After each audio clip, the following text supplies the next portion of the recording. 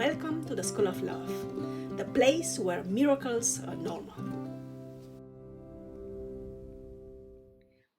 Hello and welcome to my YouTube channel, the School of Love. My name is Maria and I am helping people discover their inner potential for love towards oneself and towards the others. From the very beginning, I must emphasize the fact that this channel is not part of my educational and research activities at Hiroshima University. It is nonetheless part of my privilege, joy, and sense of duty to propagate and implement knowledge, information, as well as motivation and inspiration outside of the limited framework of academic endeavors. If you are new to the channel, at this moment I would like to ask you to please consider subscribing, sharing, liking, commenting. Thank you very, very much. This helps us not only with the mysterious algorithm which seems to dominate the YouTube galaxy, but also with contributing to the expansion of the community of humans doing their best to impact positively the world and those around them by discovering their authentic selves and living life wholeheartedly. Thanks again. With that being said, let's dive right into today's topic, which is workaholism. I think we have all been confronted with this epidemic of working too much and then not really managing a healthy balance between work and everything else outside of work. People talk generally about work-life balance as if work is not part of life, and this already touches upon the main problematic of this issue. I much more like to talk about work-family balance, which is a topic, which is a term or a paradigm, a symptom concocted, created by a Harvard psychologist in her book, Reshaping Work-Family Balance. I think it was published in 2012. So, and what is workaholism and how we can deal with it, respectively, how we can get rid of it, or cope with it, or learn to accept it if anything else fails. So it is important to understand that workaholism, like alcoholism, like any other sort of isms which relate to some sort of activity, is actually an addiction. And I'm not in the position to explain how exactly this develops, what exactly it actually showcases as being some problematic. But my position right here, or what I'm trying to achieve at this very moment, is a healthy way of coping with it, and actually a healthy way of healing it, so that we do not repress it, so that we do not replace it with other apparently adaptive but actually maladaptive behaviors and or existential attitudes. So workaholism is the position, is the situation, is the activity when someone, I was in that position and I know it, someone uses work and professional achievements as a way to deal with whatever is there that that person doesn't want to deal with. It is like any addiction. Workaholism emerges as a, well, people would say maladaptive manner to not look inside and to not deal with things which are too painful or maybe just raw, and which dealing with them would just be kind of overwhelming. The problem with workaholism is that it is socially acceptable, and actually it is socially encouraged. From the outside, it very often might look like being very disciplined, being very productive, being very involved in one's profession, and particularly for men, this is a kind of self-reinforcing activity or self-reinforcing existential attitude, but also for women, like high achievers or overachievers, like the way I used to be. I'm not that anymore, but the way I used to be. This is very strongly encouraged by society, and there are people who are admiring us and envying us and wanting to be like us, because from the outside it looks like a great characteristic to have. Nevertheless, if left unchecked, it can be very destructive. And again, you don't realize how potentially destructive it is, how potentially destructive workaholism is, until it is usually too late. So the first step in dealing with it, and actually in healing it, in getting rid of it in a healthy manner, is to become aware.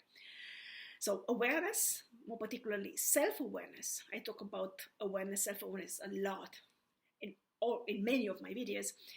I would say it's 95% of any healing process, of any healing protocol, regardless what other elements are included in that very procedure. Becoming aware and brutally honest with yourself, with oneself, is the first step. Is the others, those around us, might tell us, you're actually quite self-destructive. You should actually stop doing what you're doing right now. We don't listen. People in that very situation, that very addictive activity, that very potentially very destructive attitude, they don't listen. They are just so immersed in their own world and so shut down from whatever might happen, which they don't want to become aware of, that they just listen. Been there, done that.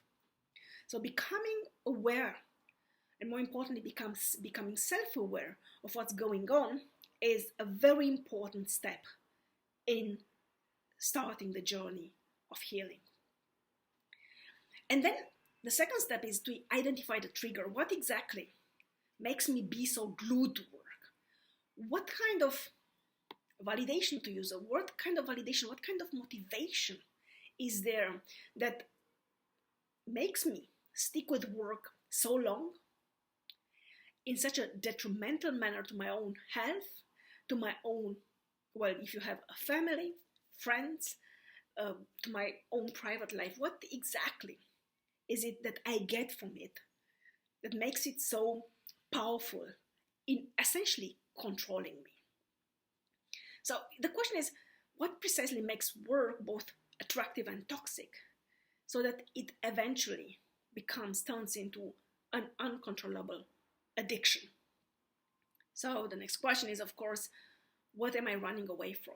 What do I hide away from? What don't I want to acknowledge? And why? And on the flip side of this, of all these self-questions meant to trigger and to enhance awareness and self-awareness, is identify the payoff. This is the third step. Identify the payoff. What exactly, so within this confirmation validation spectrum, what exactly emerges from work which is not related to money? Often people say, well, it's about money, it's about financial stability, it's about financial prosperity, it's about being able to offer my family financially secure life.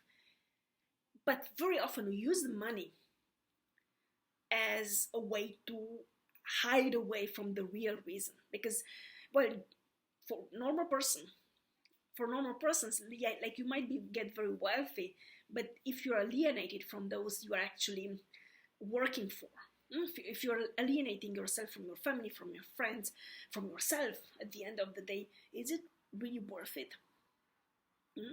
So there is always a payoff which transcends money. In case of workaholism, it transcends money. It transcends this sense of duty or care for those you love. It is actually something else, because otherwise you would automatically at least strive to create a sense of balance, so that you spend time with those you love. And then once you have identified the trade-off, the payoff, that sort of irresistible reward which comes from working too much, it's important to find a healthy way to deal with those triggers so that you proactively look at the memory, the place, the present, whatever it is there, instead of running away from it and hiding in work. Again, radical self-awareness, radical honesty, brutal honesty is fundamental, is absolutely crucial. And this is an inner process, something you have to deal with yourself. Of course, you can go to a therapist, but if you're already so strongly, so deeply immersed in your work, because this is why you're a workaholic, you won't find the time or the motivation or even the financial resources to go to a therapist all the time, because you'll say, well, I'm working so hard to secure financial stability for my family, so it doesn't make sense in this logical construction to sacrifice some money for your own health in a context in which you don't see the problem actually. So in order, once you have established that you have a problem with working too much, your duty or the next step is to find a healthy way of dealing with it.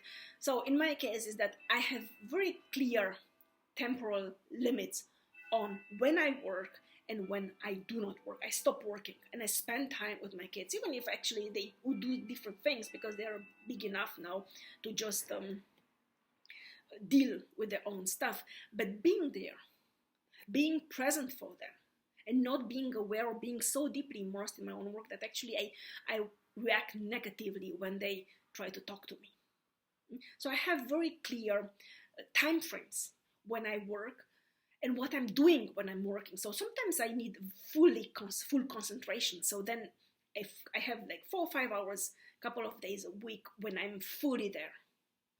But then there is work where I do not need to concentrate so strongly. So I will work less intensively. So it's very important to establish those paradigms as a means to proactively deal with the problems, not so much deal with the problems you're hiding away from, but actually to create space in your life for something else than work. And then number 5, which is very important, is in 12 steps, AA steps, healing process. This is the very important one, is be grateful for the lesson you're learning from working so intensively, and from workaholism as a phase in your life, because that experience has taught you something, and practicing what is labeled as radical acceptance of yourself and the journey you've been moving forward on is also a very important aspect of not judging yourself. You'll judge yourself anyway, but judging yourself not too harshly and then learning to accept yourself the way you are is very powerful in healing yourself in a sustainable manner. Because many people would say something like, well, I want to heal fast. No, there's no fast healing. There is only a way of a sustainable healing, which involves many hiccups, many drawbacks, many relapses. But knowing this and developing that sense of self-awareness is crucial and existentially very important. So thank you very much for joining me today, and I'm looking forward to welcoming you here again very soon. Love and peace to you all.